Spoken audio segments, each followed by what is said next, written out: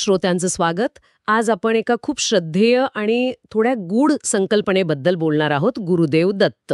नमस्कार. गुरुदेव दत्त म्हटलं की आपल्या डोळ्यासमोर पटकन एक मूर्ती येते. 3 मुख, 6 हात. हं. पण दत्ततत्व म्हणजे काय, फक्त एवढंच? नाही, अजिबात नाही. ती मूर्ती फक्त एक प्रतीक आहे. बरोबर. ते एक तत्व आहे, एक अनुभव आहे, अनेकांसाठी एक मोठा आधार आहे. अगदी. तर आज आपण याच गुरुदेव दत्तांचा इतिहास, त्यांचं तत्वज्ञान आणि त्यांचा प्रभाव यावर जरा सविस्तर बोलूया. आपल्याकडे जे काही स्रोत आहेत त्या आधारे हा विषय उलगडून पाहू. हो, सुरुवात करूया. निश्चितच. हा फक्त धार्मिक विषय नाहीये बरं का. यात भावना आहेत, अध्यात्म आहे आणि एक मोठी सांस्कृतिक परंपरा आहे. दत्तात्रेयांची संकल्पना आपल्या भारतीय परंपरेत खूप खोलवर रुजलेली आहे आणि तिचे अनेक पैलू आहेत समजून घेण्यासारखे. तर मग आपण अगदी सुरुवातीपासून सुरुवात करूया, दत्तात्रेयांच्या अवताराच्या कथेपासून. हो. त्यांना त्रिदेवांचा अवतार मानतात, म्हणजे ब्रह्मा, विष्णू, महेश, हं. तिन्ही देव एकत्र. हां. ही कल्पनाच किती वेगळी आहे. आहेच. आणि हे फक्त एकत्र येणं नाहीये, हे एकात्मतेचं प्रतीक आहे. म्हणजे बघा, निर्मिती, पालन आणि संहार. ब्रह्मा, विष्णू, महेश. हो, या तिन्ही शक्ती एकाच परमतत्वाच्या आहेत, याचं ते सगुण रूप आहे असं म्हणतात. आणि जन्म ऋषी अत्री आणि माता अनुसूयांच्या घरी झाला. बरोबर. त्यांच्या तपश्चर्येचं आणि सत्वपरीक्षेचं फळ म्हणून हा अवतार झाला, अशी कथा सांगतात. यात तप आणि पावित्र्य याचं महत्त्व दिसतं. आणि लहानपणापासूनच त्यांच्यात एक वेगळं, म्हणजे अलौकिक तेज होतं असं म्हणतात. हो, कथांमध्ये तसे उल्लेख येतात. पण महत्वाचा टप्पा येतो जेव्हा ते संसार सोडून तपश्चर्येला जातात आणि मग जगद्गुरू म्हणून ओळखले जाऊ लागतात. हा जगद्गुरू होण्याचा टप्पा कसा बघायचा, काय अर्थ आहे त्याचा?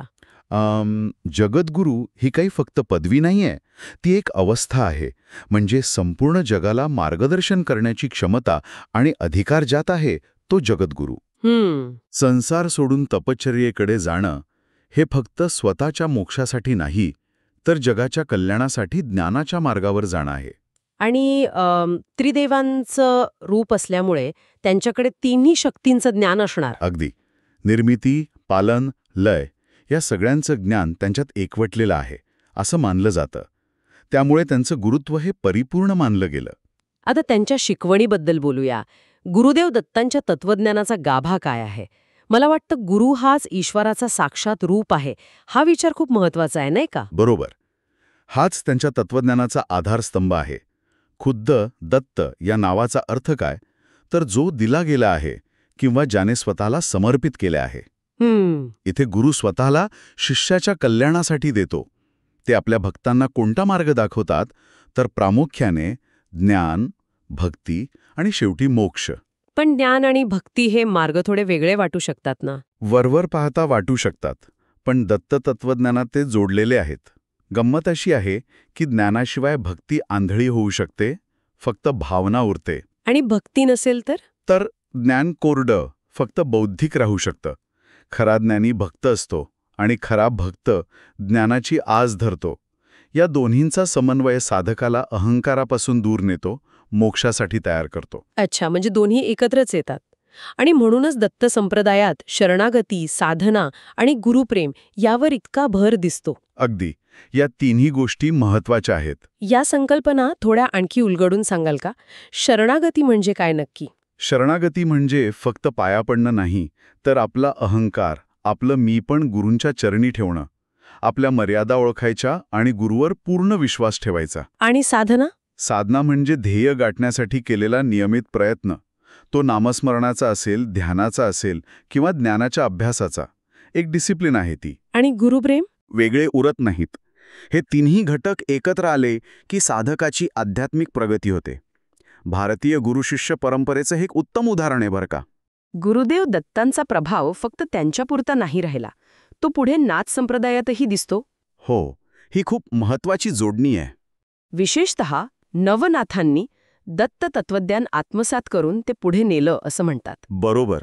नाथ संप्रदाय योग आणि तंत्रमार्गावर भर देतो, पण त्या मार्गाला गुरुतत्वाची जोड हवीच. अनेक नाथपंथी दत्तात्रेयांना आपले आदिगुरू मानतात. अच्छा. नवनाथांनी दत्तात्रेयांकडून मिळालेल्या ज्ञानाला, योगविद्येला आपापल्या पद्धतीने विकसित केलं आणि ते लोकांपर्यंत पोचवलं. त्यामुळे काय झालं की दत्त विचारधारा अधिक व्यापक झाली. जास्त लोकांपर्यंत पोचली. आणि म्हणूनच आज आपण पाहतो की गाणगापूर, नरसिंहवाडी, ज्याला नृसिंह सरस्वतींचं स्थळ म्हणतात, औदुंबर, गिरनार, ही सगळी ठिकाणं दत्तभक्तीची महत्वाची केंद्र बनली आहेत. हो, कर्नाटकातही अनेक ठिकाणं आहेत. प्रत्येक स्थानाची स्वतःची अशी वेगळी ओळख आहे, वेगळं महत्त्व आहे. नक्कीच. आणि ही फक्त तीर्थक्षेत्रच नाहीयेत. ही जिवंत सांस्कृतिक आणि सामाजिक केंद्र आहेत. इथे परंपरा जपल्या जातात. हो, ते जाणवतं तिथे गेल्यावर. वेगवेगळ्या प्रांतांतून, वेगवेगळ्या स्तरांतून लोक येतात. दत्तभक्तीच्या एका धाग्याने सगळे जोडले जातात. इथे फक्त पूजा अर्चा नाही होत, अनेक ठिकाणी अन्नदान, ज्ञानदान, आरोग्यसेवा असे उपक्रमही चालतात. परंपरा जपण्याचं आणि पुढे नेण्याचं काम ही स्थानं करतात. एक गोष्ट जी दत्तभक्तांमध्ये खूप खोलवर रुजलेली आहे, ती म्हणजे गुरुदेव दत्त हे भक्तांच्या हाकेला त्वरित धावून येणारे दैवत आहेत, अशी त्यांची ख्याती आहे. हो, ही श्रद्धा खूप घट्ट आहे.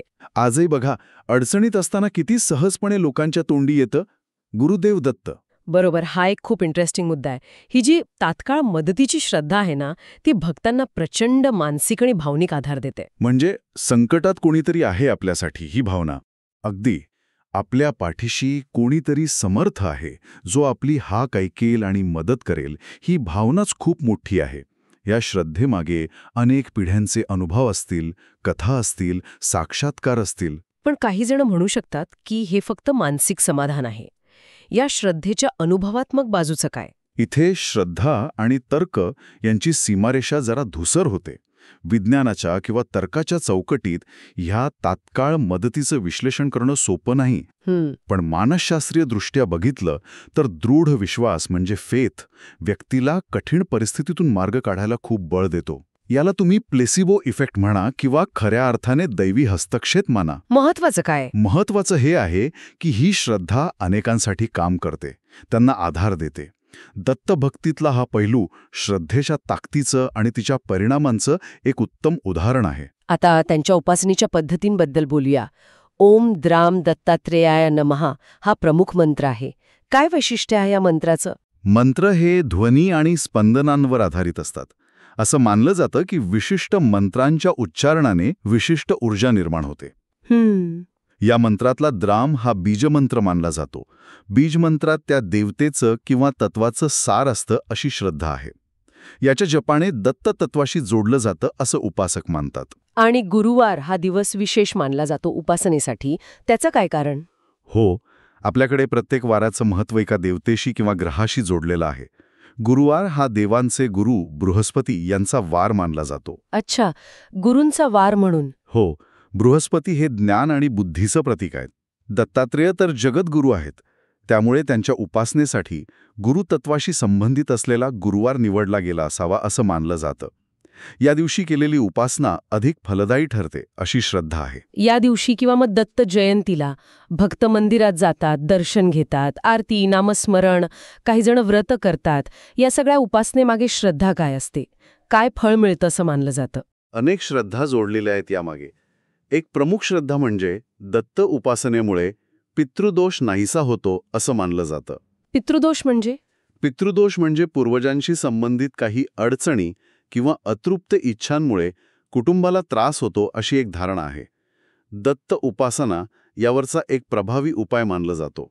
अच्छा. त्याशिवाय जीवनातली संकटं दूर होतात, कामांमध्ये यश मिळतं आणि सर्वात महत्त्वाचं म्हणजे आयुष्यात शांती, समाधान आणि आध्यात्मिक प्रगती होते अशी दृढ श्रद्धा आहे.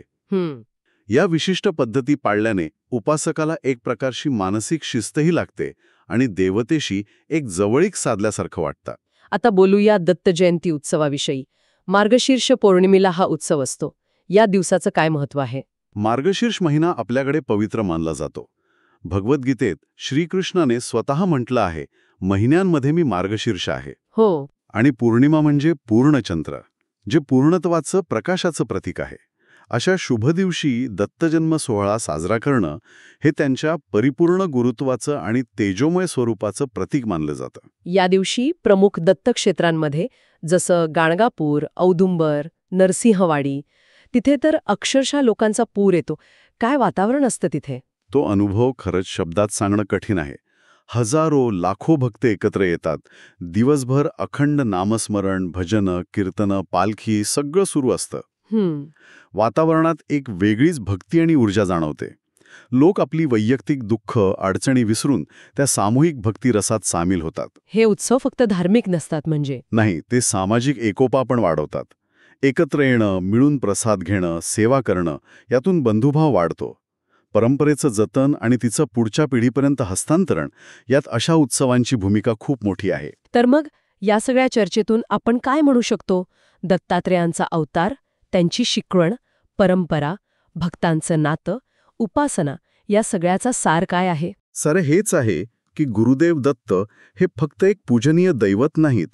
ते एक जिवंत तत्वज्ञान आहेत, एक मार्गदर्शक शक्ती आहेत. त्यांच्या त्या त्रिमुखी रूपात भूत, वर्तमान आणि भविष्यकाळाचं ज्ञान आहे किंवा ते त्रिगुणांच्या पलीकडचे आहेत असंही मानतात. त्यांचे 6 हात दाखवतात की ते सतत कार्यरत आहेत, भक्तांना मदत करण्यासाठी आणि ज्ञान देण्यासाठी तयार आहेत. त्यांच्या शिकवणीचं एक महत्त्वाचं उदाहरण म्हणजे त्यांनी स्वतः 24 गुरु केले होते. निसर्गातले अनेक घटक होते त्यात. अगदी. ही गोष्ट खूप विचार करायला लावणारी आहे. हो ना. यातून त्यांनी दाखवून दिलं की गुरु फक्त व्यक्तीच नसतो, ज्ञान कुठूनही मिळू शकतं. अगदी साध्या गोष्टीतूनही. फक्त आपली दृष्टी तशी हवी. जसं अजगराकडून काय शिकले? मिळेल त्यात समाधानी राहावं, अनावश्यक धावपळ, संग्रह टाळावा. पृथ्वीकडून क्षमाशीलता शिकली. ही दृष्टी आजच्या काळातही किती महत्वाची आहे. खरंय. त्यांनी संदेश दिला की गुरुशिवाय ज्ञान नाही आणि ज्ञानाशिवाय मोक्ष नाही, पण तो गुरु कोणीही असू शकतो. खरंच. आणि म्हणूनच कदाचित भक्तांचा हा विश्वास इतका दृढ आहे की जो दत्ताचा आश्रय घेतो त्याचा आयुष्य कधीही अंधारात राहत नाही. हो, हा केवळ एक दिलासा नाहीये, हा अनेकांसाठी जगण्याचा आधार आहे. आणि हा अंधार म्हणजे फक्त बाहेरचा अंधार नाही, तर अज्ञानाचा, संशयाचा, दुःखाचा अंधार. त्यातून बाहेर पडायला जो प्रकाश लागतो ते म्हणजे गुरुची कृपा आणि ज्ञान, असं दत्त तत्वज्ञान सांगतं.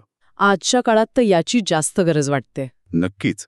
आज माहितीचा एवढा मारा आहे, पण खरं ज्ञान आणि योग्य मार्गदर्शन मिळणं कठीण झालंय.